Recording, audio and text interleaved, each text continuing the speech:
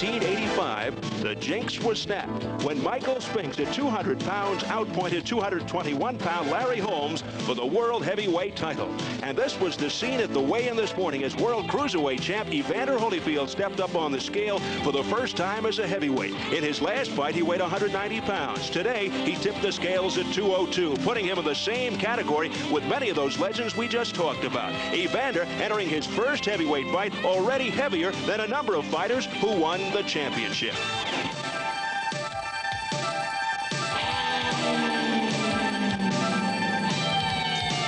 Welcome to Showtime Championship Boxing.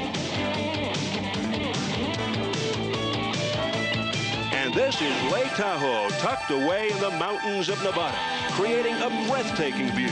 You're looking at Heavenly Valley, the largest skiable terrain in the country. As we ease our way over the largest alpine lake in North America, we come to the gorgeous summer-winter resort known as Caesars Tahoe, the home for tonight's boxing extravaganza. And this evening, amidst the calmness and serenity, Evander Real Deal Holyfield makes his heavyweight debut against James Quick Tillis. Also tonight, you'll see the USBA Junior Welterweight Championship as Frankie Warren looks to defend his title against Clarence Coleman.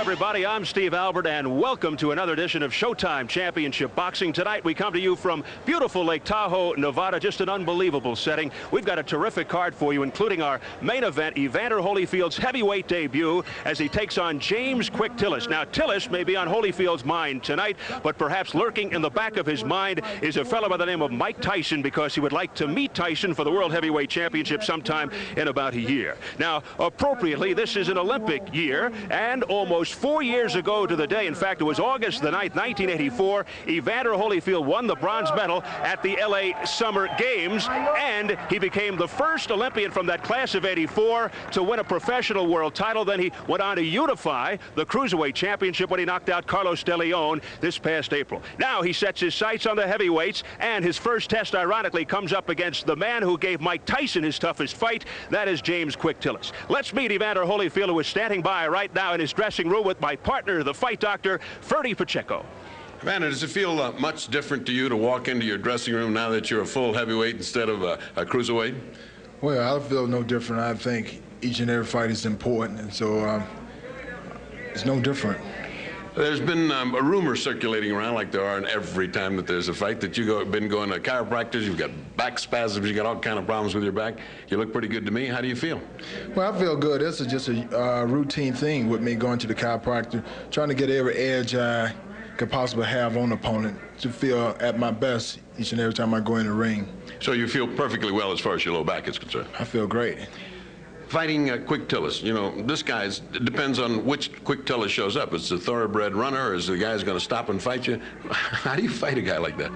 Well, I'm out there to fight my fight, which is to go out there and, you know, be patient and use my snap and jab like I usually use, and just try to put combination together. If I can get Tillis to stop, be able to take him quick. If he move around, just be patient enough to trap him and force him into my type of fight. All right. Good luck tonight, and back to Steve and ringside. Thank you, Ferdy. Evander Holyfield's first test as a heavyweight comes in the form of the fighting cowboy, veteran James Quick Tillis. And he is alongside the other member of our broadcast team, Wally Matthews. James, tonight's probably your biggest fight since you fought Mike Tyson 2 years ago. You thought you won that fight, didn't you? Yeah, I thought I won it. It was a good fight. I mean, it was rumbling. I thought I won 6 rounds. Yeah, you thought you outboxed him, didn't you? Yeah. Now, you have a stylistic difference here tonight with Holyfield. Tell me a little bit about Holyfield, his stylistic differences with Mike Tyson. Well, he's a boxer straight up, coming in. I'm at moving side, and do the same thing I done on the gorilla. In and out, side. Tyson would be a little stronger than this boy. I mean, I'm strong. I'm in top shape. I'm weighing 210. And I feel better. I feel real good. I'm in top shape and confident. Okay, you fought 6 world champions. You've been around for 10 years. Is there anything about fighting this guy that could possibly make you nervous? Well, I always feel that little thing when I get ready to go and win, but when I start shaking out, all that leave. It's just a natural thing. Okay, thanks very much. Good luck tonight. And now back to Steve. All right, thanks, Wally. And one of the key factors going into the main event will be Holyfield stepping up in weight class. Ferdy, how will that affect his overall quickness and hand speed? Quickness and hand speed is not as much a variable as the ability to punch hard, the power of the punch, and how to take a heavyweight punch. That's what's the key to this fight. How about carrying this extra weight in this altitude?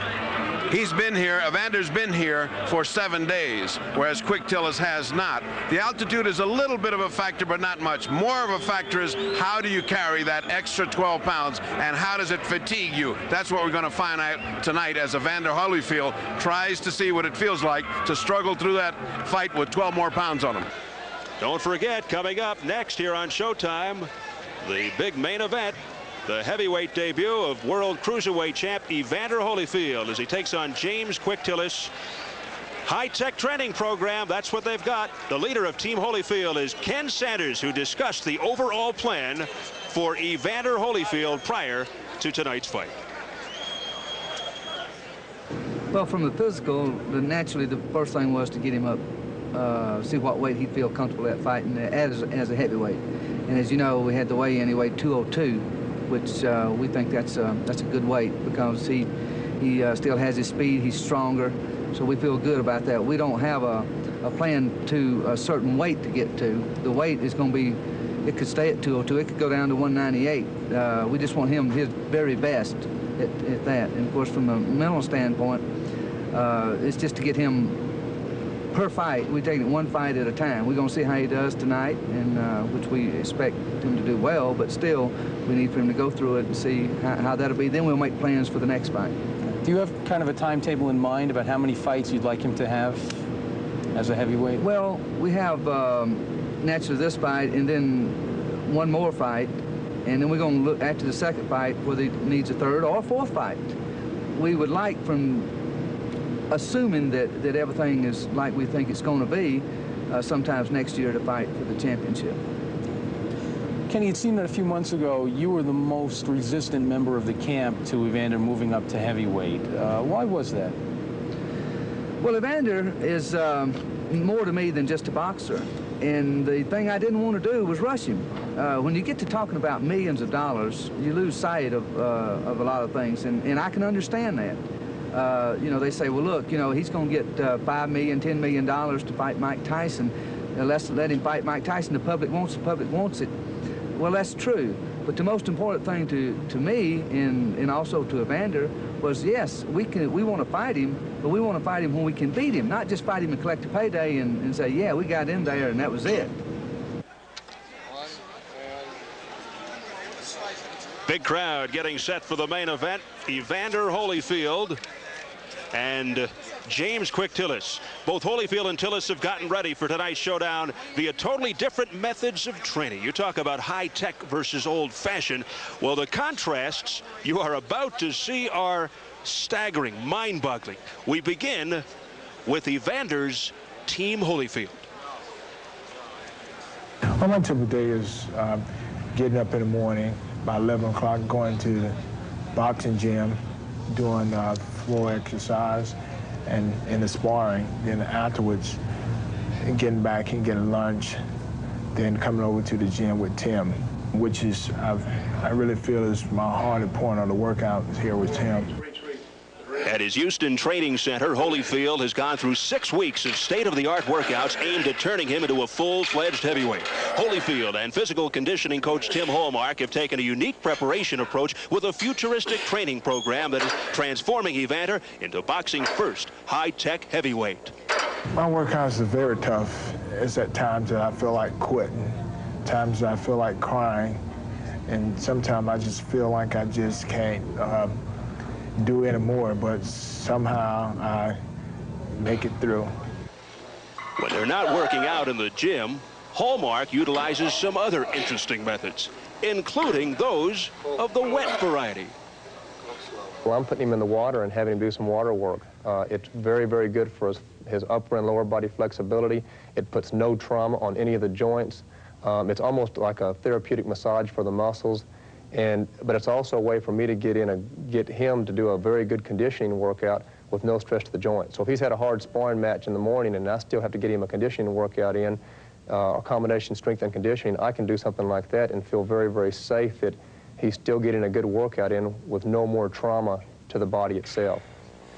Using free weights and specially designed weight machines, Hallmark has bulked Holyfield up from 190 to 202 without sacrificing any of his hand speed or endurance. He's a little bit anxious to want to hit somebody because he's kind of fascinated that he does feel so much more powerful.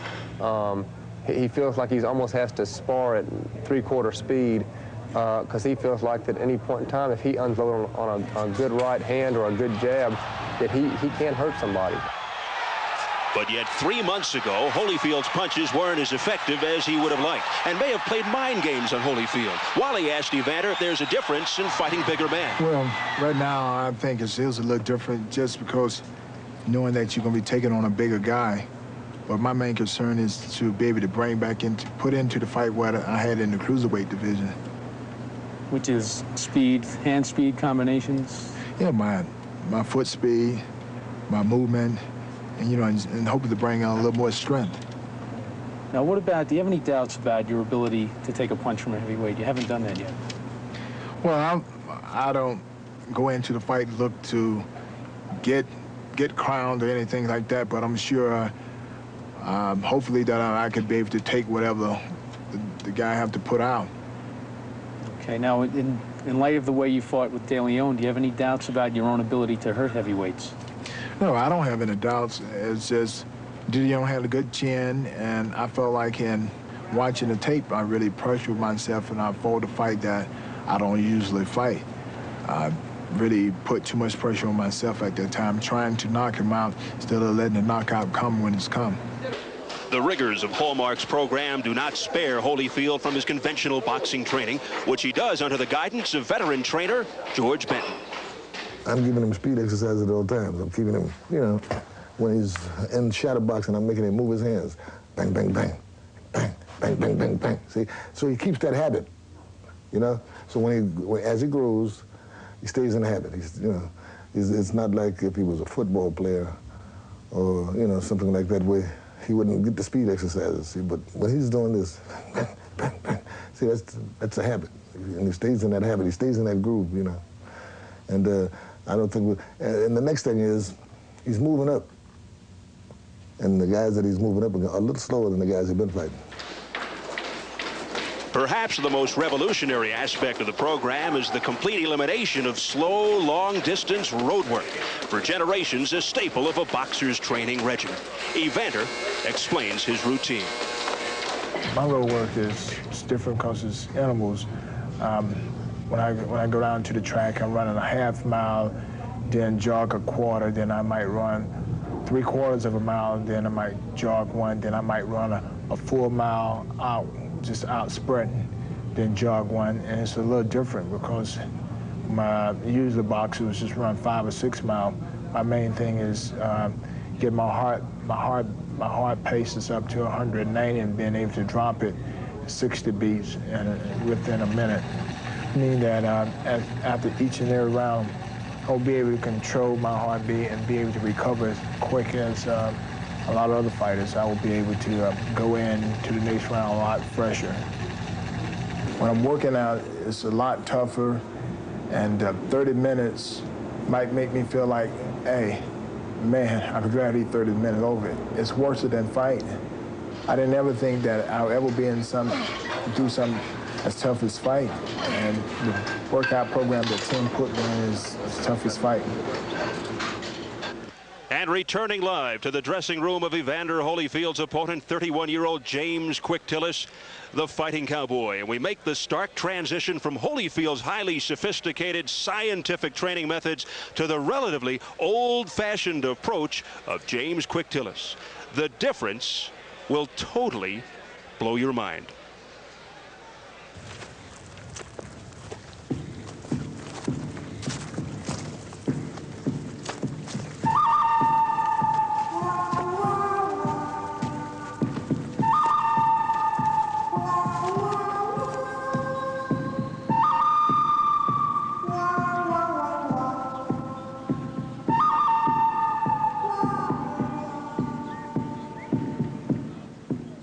In the rolling hills just outside Tulsa, Oklahoma, James Quick Tillis works his ranch and works to prepare himself for tonight's challenge. I learned that shoe horse right before I started fought for the championship in 81 and 80. It's hard shoeing. I want to be a cowboy. I like to be for real. Whatever I am, I like to be for real. I don't like to depend on nobody if I could do something. Not content to own a ranch, Quick Tillis has learned the many chores of a working cowboy, and it is to the quiet country life that he is drawn after the high excitement of the boxing ring. The slow pace of ranch life was not always his style, however, and after a fast start in boxing, he found himself at the door of the heavyweight championship of the world. But it was not to be, as Tillis lost in his bid for the title, and from that point on, his boxing career has taken on the aspects of a roller coaster. I'm my fastest gun in the West. Fast, grease lightning, jumbo jet, that's who I am. And I'm enjoying myself. I'm a real cowboy. Ain't never been a real cowboy, fighting cowboy like myself. World-class fighter, real cowboy, world-class cowboy. I'm having a lot of fun, and I want to shake up the world. Come on, John. Cowboying is my first love, but through fighting, I got all these things. God bless me with all these things, you understand? He gonna give me strength and bless me being championship of the world. I gotta work for it, though. And have a lot of fun. Fight from bell to bell. Evander Holyfield is in a modern, high-tech training facility in Houston using state-of-the-art techniques to prepare himself for his run at the heavyweight title. In marked contrast, Quick Tillis prefers the peaceful surroundings of his ranch and his backyard homemade ring to hone his skills. For this fight here, I'm getting in top shape down the country to murder this boy. He better be ready, because he got the brain to give it. He brings something to get something. I'm bringing everything. The cowboy's ready. When I beat Evander Holyfield, this would mean a heavyweight championship shot with Mike Tyson, the gorilla. That's what that means, and make a whole lot of money and shake up the world. And people think I'm in the graveyard. I just got it together. Quick Tillis began his boxing career at the age of 15, trying to pattern his style on the float-like-a-butterfly moves of his idol, the charismatic Muhammad Ali. In October of 1981, undefeated after 20 fights, Quick Tillis got his chance at glory meeting Mike Weaver for the heavyweight championship of the world. He lost a close decision to Mike Weaver, but continued to remain a top contender, meeting a young, raw, iron Mike Tyson. I won the fight, but he's a tough fighter. You got to be in top shape to box it. And that was a good, confident fight for me. That's why I'm still fighting today. Tillis lost a one-point decision, but remains one of 4 men to go the distance with Iron Mike Tyson.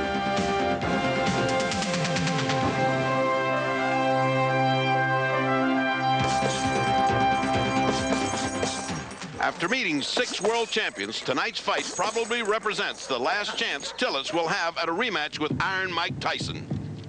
I don't never look back on things bad happening in the past. So if you look back, things be gaining on you. If I beat Evander Holyfield, it's gonna make me a lot of money. I'm gonna put all my heart in. But if I lose, go back to being cowboy.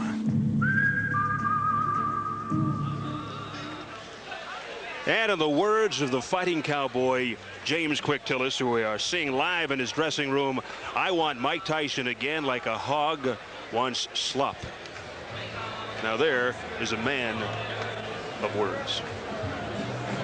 Capacity crowd here at the beautiful outdoor facility, Caesars Tahoe, as Bo Williford leads the charges of James Quick Tillis. Some say that Tillis is washed up. Some say he is riled up because Holyfield thinks of him strictly as a stepping stone. But realistically, what kind of a challenge do you think Tillis poses for Holyfield, Ferdy? I think a very interesting challenge in that he is a legitimate heavyweight. By that I mean he has met 6 world champions, as we have just seen in the pieces. He had a very good performance against Tyson, who was young and raw and didn't know how to handle all that talent that Tillis has. Tillis is one of those in-and-out fighters. If he's on and if he's really fighting hard, he will represent a hard challenge for Evander Holyfield.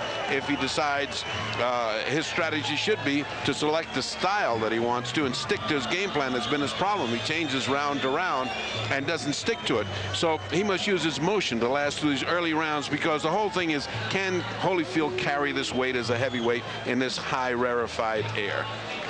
The fighting cowboy, James Quick Tillis, says he plans to come out, throw combinations, and dance all night. Holyfield says he thinks that Tillis will come out and hold.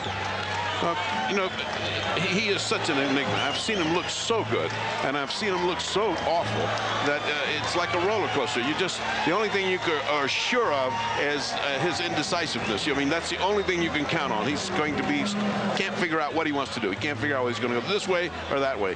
He's got a good corner man. He's got a good corner. He's got a wonderful night. And if he doesn't do it today, he can kiss the big money paydays goodbye.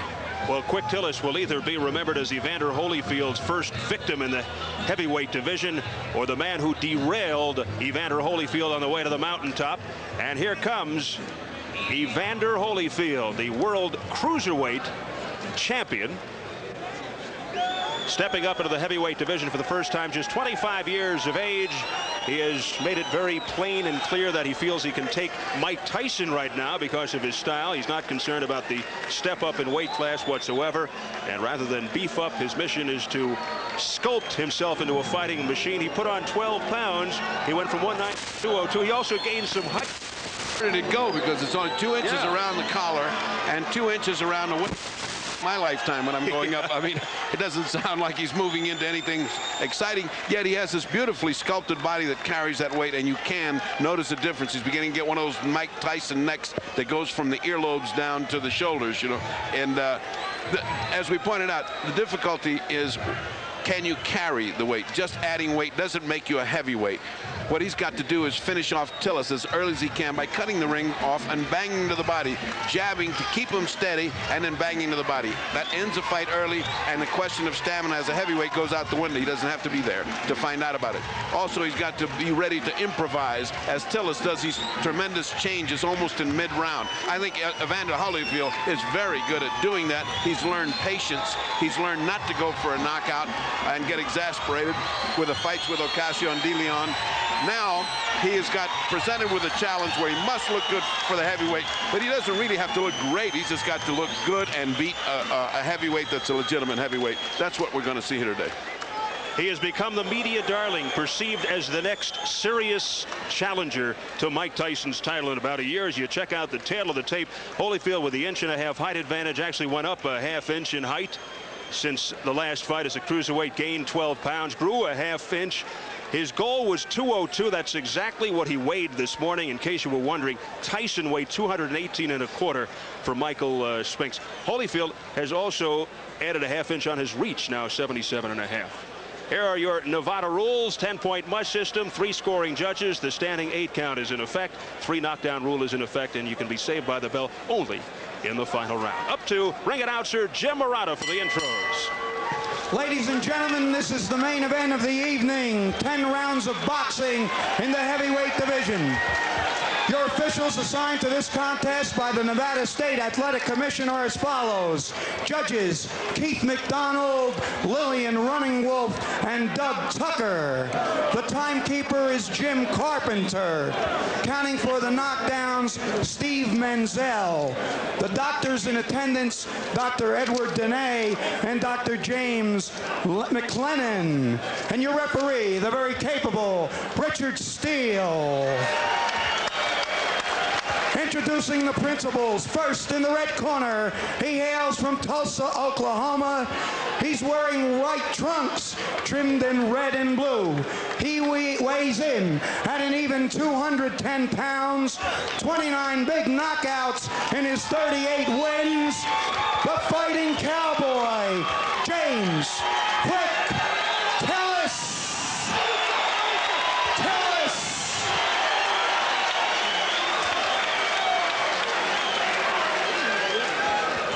His opponent in the blue corner is from Atlanta, Georgia. He's wearing black trunks with red trim. Come on, baby, let's go. Weighs in about 202 pounds even. Professional record of 18-0 with 14 big KOs. Here he is, the undisputed, the undefeated cruiserweight champion of the world, the real deal, Evander Holyfield.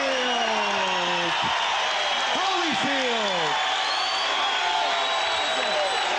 Okay, you guys, I gave you both instructions in your dressing room. I want to caution you again, obey my commands at all times. Shake hands and good luck. Final instructions from referee Richard Steele.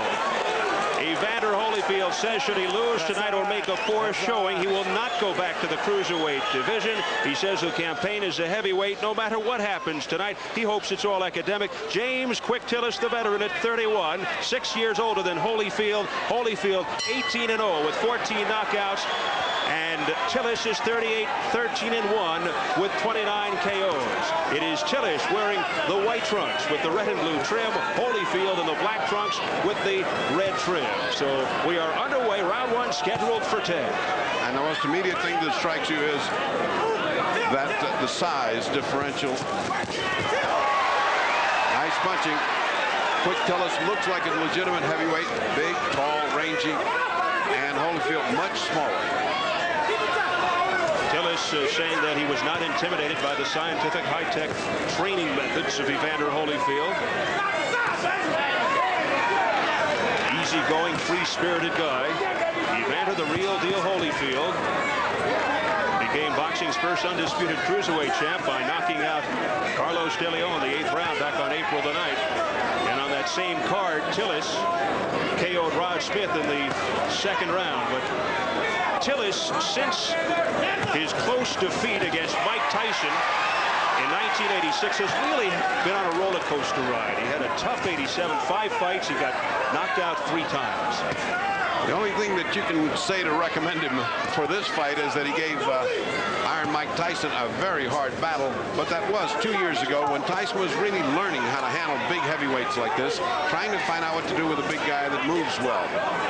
His 87 3 losses is nothing to cheer about, and it is a mark of his instability that he just doesn't present himself ready to fight every time.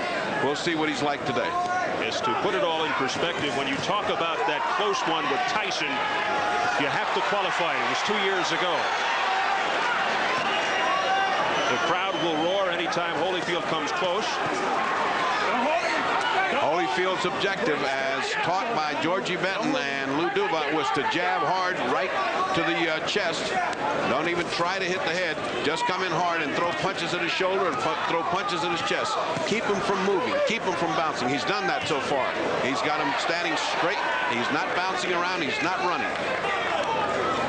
Holyfield's doing a good job of controlling any running impulse that Quick Tillis might have. Holyfield says that to win tonight, he must control the fight and dictate the pace. Tillis said he'll come out for accommodations and dance all night. Holyfield totally disagreed, expecting Tillis to come out and do a lot of holding. What we'll see here is how the heavy Holyfield punch works on heavyweights, because up to this point he has gone right through light heavyweights and gone right through cruiserweights, and nobody can take the shots of Evander Holyfield. Let's see what he does with a man who's not known for taking a great shot in the last couple of years.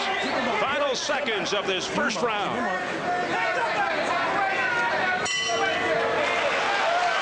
Round one is history. The first round for Evander Holyfield as a heavyweight. Lou Duva, George Benton, Ace Barada in the corner.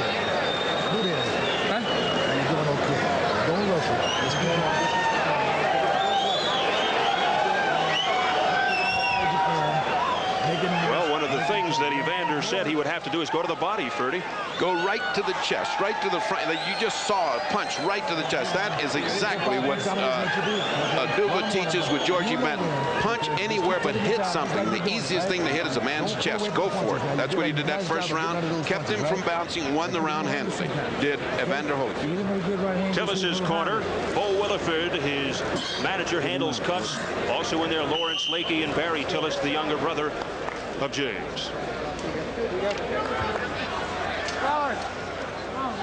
Tillis did not show or manifest a great desire to fight toe-to-toe nor to run. He simply did not much.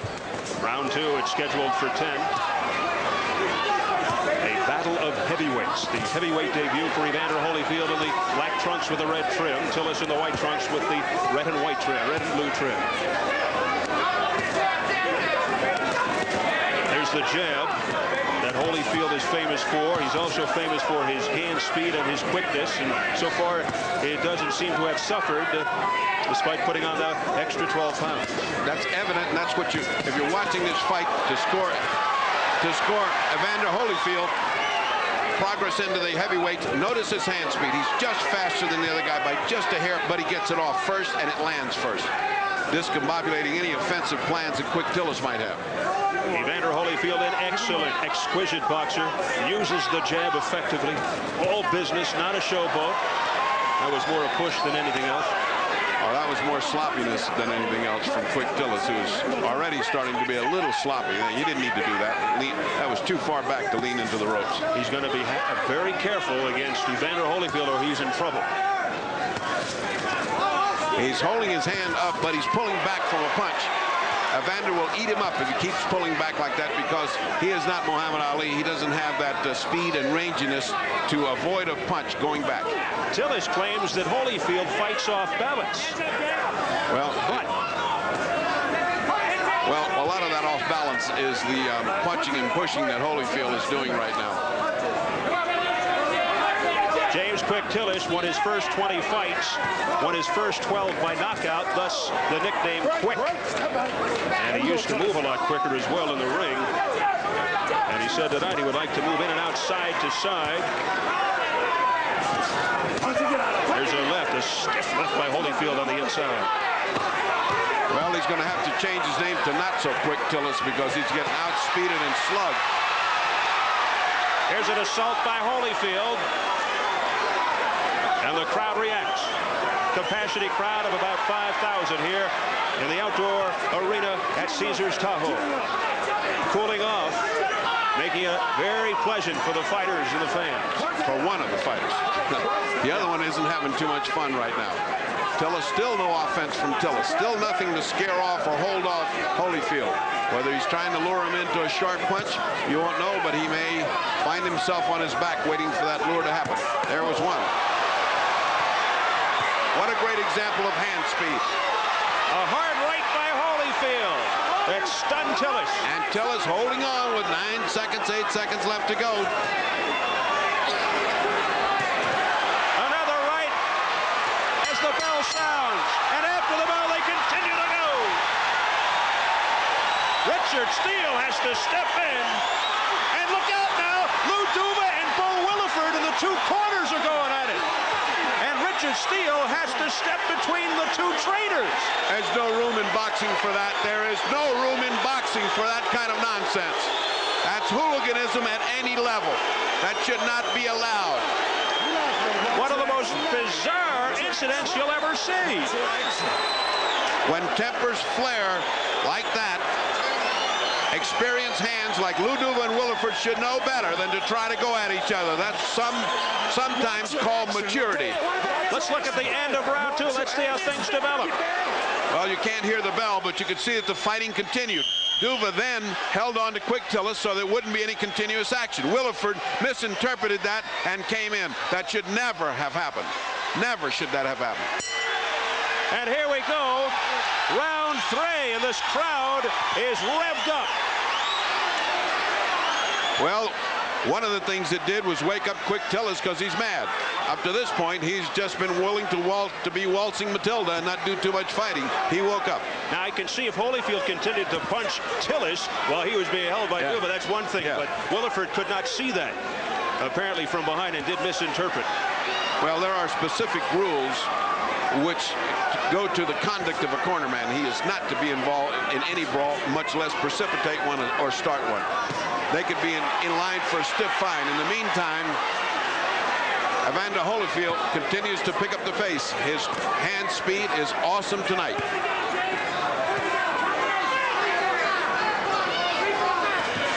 So what a wild conclusion to round 2. And you wonder if something like that could eventually lead to a disqualification, but so much at stake here tonight. Well, the two fighters weren't the ones who were getting hurt. It was two older guys that should know better. I don't think their cardiac system is meant to fight at this age. Lou Duva, who is known as the Chief Operating Officer and head trainer as far as Team Holyfield is concerned. Bo Williford is a manager. Well, both have been fighters, and both are short-tempered men, both of them. And, of course, we've seen that happen with Lou over and over and over again. Past the midway mark, round 3. Things really heating up at the end of round 2. And so far, this third round, uneventful, relatively speaking. After the second round, it is a peaceful round, but the superior hand speed and ring generalship of Holyfield is vastly, evidently superior to Tillis, who went back to slow motion after a pretty peppy start. One of the tests that Lou Duva and everyone in the United States is waiting to see is how will Holyfield react when he feels a real heavyweight punch. And that was a heavy right by Holyfield. A right to the body by Holyfield that pushes Tillis back into Holyfield's corner. It's that kind of punch to the body that makes Quick Tillis wish that he was back on the range punching cattle. They don't punch back. Back in Gibson Station, Oklahoma, 50 miles southeast of his home in Tulsa. Less than 30 seconds, round 3.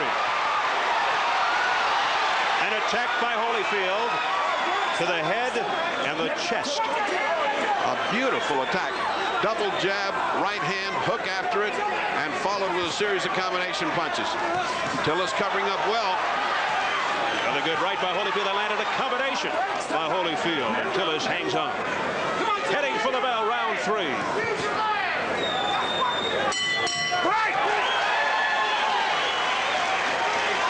Well, it was sheer chaos towards the end of round 2. It is certainly worth another look.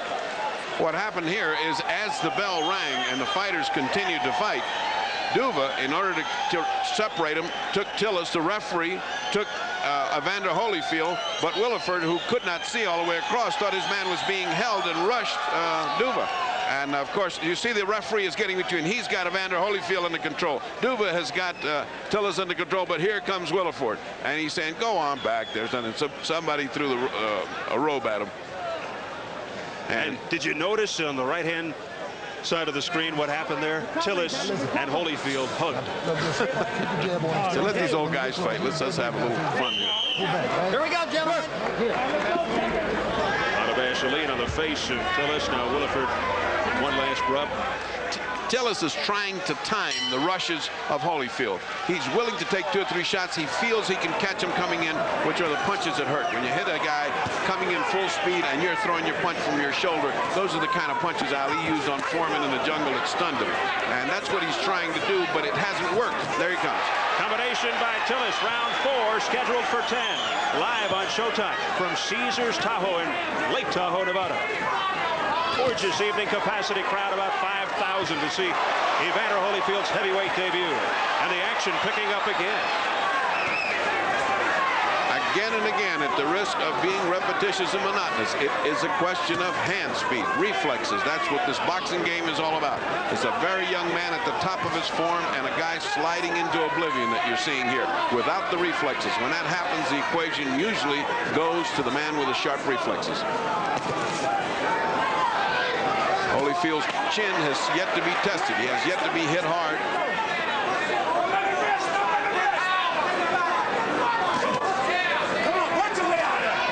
Richard Steele saying, punch your way out.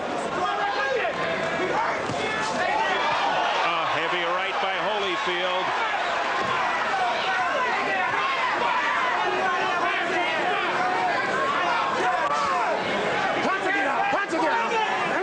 Tillis willing to punch and grab, trying to take and buy time. Whether he thinks the later rounds will be his, because Holyfield with an added 12 pounds and this advantage of the altitude might make him tired, but right now it doesn't look like he's even breathing hard. Evander is doing very well, and Tillis looks like the boxer who is going to be exhausted.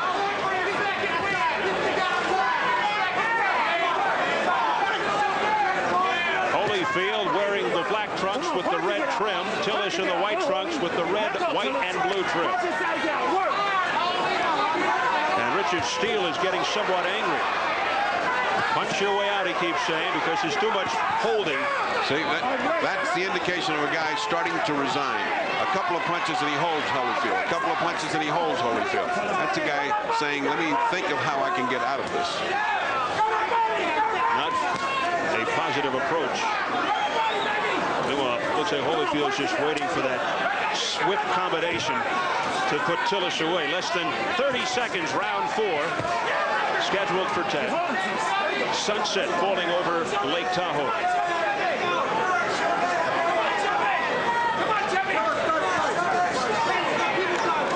Holyfield likes to set up that devastating right with the left jabs.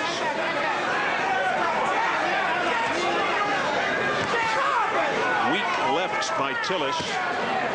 That right was blocked by Tillis. And at the bell, a hard right by Holyfield. And again, they almost went at it after the bell as we follow James Quick Tillis into his corner. Wally Matthews will have a clarification on the chaos at the end of round 2. Wally? According to Chuck Minker of the Nevada State Athletic Commission, the responsibility for calling a disqualification in that instance lies solely with referee Richard Steele. Now, apparently, Lou Duva grabbed James Quick Tillis after the round, but Evander Holyfield never did hit him at that point. So, according to Minker, it did not look like grounds for a disqualification, although Steele does have the power to disqualify a fighter or for the actions of his corner immediately. Minker said that they will look at the tape afterward, but from what he could see at ringside, there was no disqualification called for there. Now back to Steve. Thank you very much, Wally. And that would have been ugly had Holyfield hit Tillis, perhaps unwittingly. Unfortunately, he held back. It's very hard right when the bell sounds. It's just hard to hold a punch back. And one punch isn't bad. 2 or 3 are something else. I mean, as far as disqualification of that little riotous incident, I didn't think that was called for. I thought a mild fine and a hand slap. Don't do that again. Here's a $100 fine for you. That's something else. All right, round 5 scheduled for 10. Steve Albert with the fight doctor Ferdy Pacheco, Wally Matthews ringside at Caesars Tahoe. Evander Holyfield continues to dictate the pace. He's wearing the black trunks. Tillis in the white. Holyfield's heavyweight debut. Tillis's legs looking wobbly. Look like they do not want to take too much more of this. Tillis just looking to protect his face.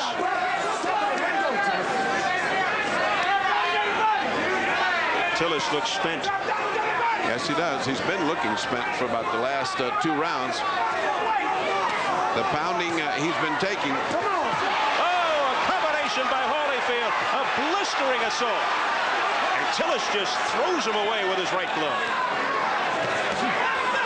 The uppercut by Holyfield. We're seeing his entire repertoire here. And what he's learned in the awful fights that he had to fight with Ocasio and De Leon was patience. Patience. Pace himself. Don't go crazy. And that's certainly holding him in good stead. He's fighting his fight. He's not getting nuts. He's just going at Tillis, chopping him down bit by bit. Tillis, for his part, doesn't seem like he's got an idea in his head as to how to hold off Holyfield, merely trying to last the rounds.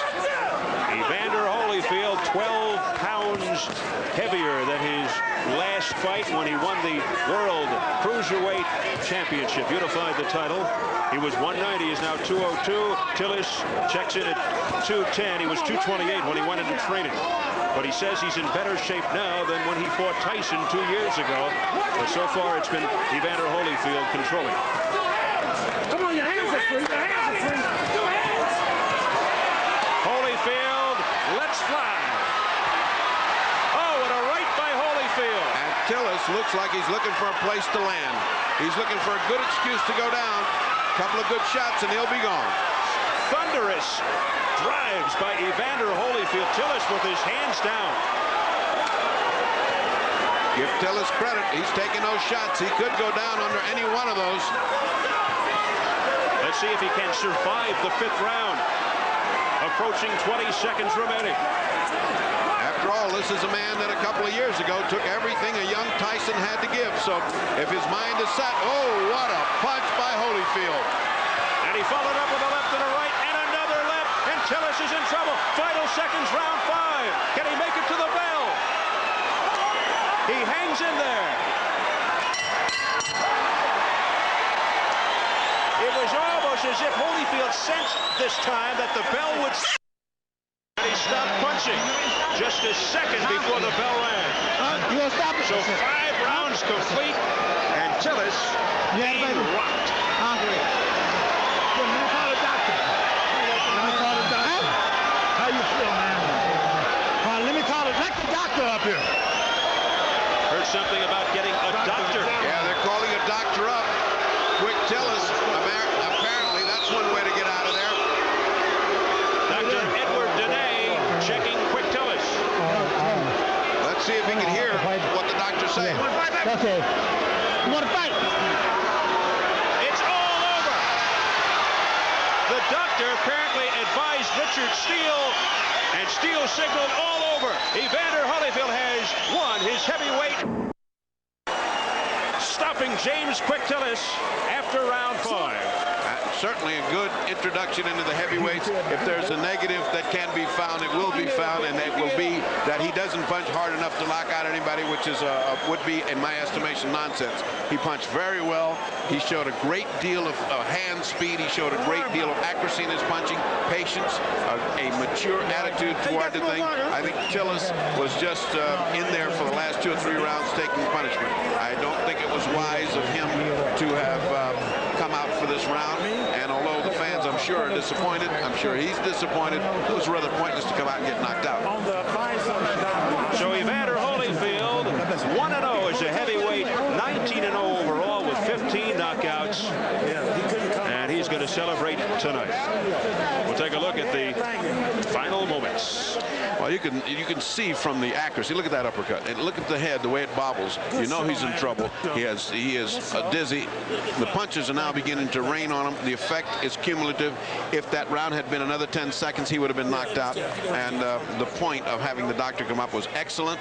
Richard Steele was perfect in his judgment. The doctor was good in his qualifications. And I'm glad that Bo Williford didn't get brave, and I'm glad that the fighter himself didn't insist. I didn't see anybody raise a but no, I want to continue. Very wise on the part of everybody. A good first test for Holyfield. I think his people should be satisfied, and I think the category of boxers should now be much higher than Quick Tillis for his next fight. Good night for Lou Duva and company. Frankie Panchito Warren and Evander Holyfield victorious. Wally Matthews is standing by in the ring. Ladies and gentlemen, here's the official word. On the advice of the ringside physician, Dr. Edward Denay, referee Richard Steele stops the contest.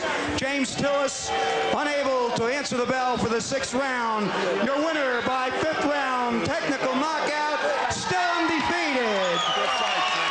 So it was all academic as Jim Murata just made the final announcement, and now Wally with Evander Holyfield. Well, Evander, I guess we answered the question about whether you can knock out heavyweights, huh? Well, pretty much I started to wear Tillis down in the later rounds. And so, you know, he stopped in the corner instead of coming out for the next round. What was it like to get hit by a heavyweight? Was there any appreciable difference? Well, no, it really, you know, it wasn't no striking distance where he hit me that it was so much more harder than the cruiserweight. It's just, you know, it's different. He was a smart fighter, and he fought like Carlos Leon in a way. Yeah. Now, you seem not to have lost any hand speed or any combination punching power there. Did you feel good at the weight? Well, I felt good. You know, it's all in my first time having the 13 pounds on. I felt good. You know, and I really know that I can get better in time. Okay, from here, where do you go? A higher ranked contender, another heavyweight like Tillis, or what? Well, that's up to my manager, Ken Sanders, and my trainers. Well, you know, whatever they think, what step I should take. I'm really relying on my trainer to pick my opponents, and my promoter to promote, and my manager to agree on everything. Louis, were you happy with the way Evander fought as a heavyweight? Oh, geez, how can you fault the guy? The guy did everything beautiful out there. He was jabbing. He went to the body. He had a program to do out there, and he followed everything right to the T. This guy is going to be a heavyweight champion of the world. Believe me when I tell you something. He listens. He does everything. He executes. This guy's going to get better and better and better. All right, Louis, thank you. Evander, congratulations. Now back to Steve Albert. All right, Wally. Evander Holyfield will now go back to mission control, as they put it, in Houston, Texas, to continue his prepping for eventually a shot at Mike Tyson. Let's take a look at some more action from this fight. These are the combination of punches that literally spell the finish to the fight. To all intents and purposes, the fight was over by this point. This is just sort of the exclamation point that finishes the sentence. And welcome to the heavyweights, Evander Holyfield. There will be tougher nights than this. Well, these are the punctuation marks for Evander, the real deal Holyfield, as he stops James Quick Tillis in his first heavyweight fight. Wally Matthews is standing by right now. There was some controversy in this fight. He's got the referee, Richard Steele. Wally? Richard, a little extracurricular activity at the end of the second round. Did you consider disqualifying anybody at that point? No, I really didn't, Wally, because, you know, we in a fight and everybody, you know, temper is up and they're excited and everything. So I know that we was going to have some things unexpected happen. As long as no one got hurt in the deal, I was not going to disqualify or take a point away. Now, of course, Lou Duva grabbed Tillis, and if Holyfield had come in there and landed a punch at that point, would you have had to rethink that decision? Yes, I would. They would have made me act then and deduct the point or disqualifying. But, you know, Lou Duva, he was holding Tillis only to stop the fight. He wasn't holding for him to get punched or take any type of punishment. Okay, now the end of the bout, it appeared that the ringside physician instructed you to stop the fight. Is that what happened? Yes, I called the doctor in because Tillis, you know, he fought a game fight. He tried every old trick. He tried his jab. He tried all the things that, you know, a good pro would try to win. But he was just a worn-down fighter. You know, he was a beaten fighter. Okay. Thank you, Richard. Thank you. Well, Evander Holyfield proved that he can fight as a heavyweight tonight. Whether he's the heavyweight to beat Mike Tyson, we don't know, but I'm sure we'll find out in the future. Thank you, and back to Steve. All right, thanks, Wally. The question now is promoter Dan Duva looking to match his father, Lou Duva, and Bo Williford. In any event, Evander Holyfield has done it in his heavyweight debut, and perhaps in October he'll be matched up with a fighter like Michael Dokes. We shall see. Yes, I think that's the style of fighter that he has to have to continue his career toward Tyson. All right, Ferdy, Evander Holyfield successful in his heavyweight debut.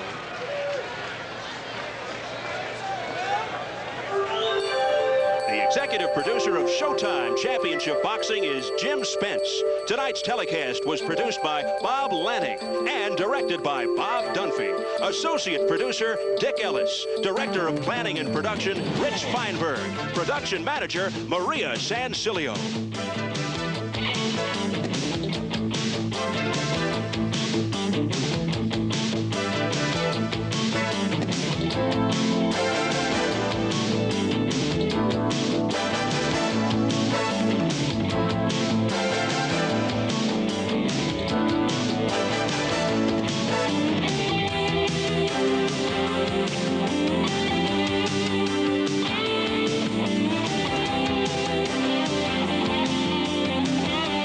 For Ferdy Pacheco and Wally Matthews, I'm Steve Albert saying so long from Lake Tahoe. Don't forget, Showtime will present an encore presentation of Evander Holyfield's heavyweight debut tomorrow afternoon at 3:30 p.m. Eastern and Pacific Time. And on July 28th, Frank Tate defends his IBF middleweight championship against hard-hitting Michael Nunn in a live pay-per-view telecast. This telecast was a production of Sports Television International and has been a presentation of Showtime Championship Boxing.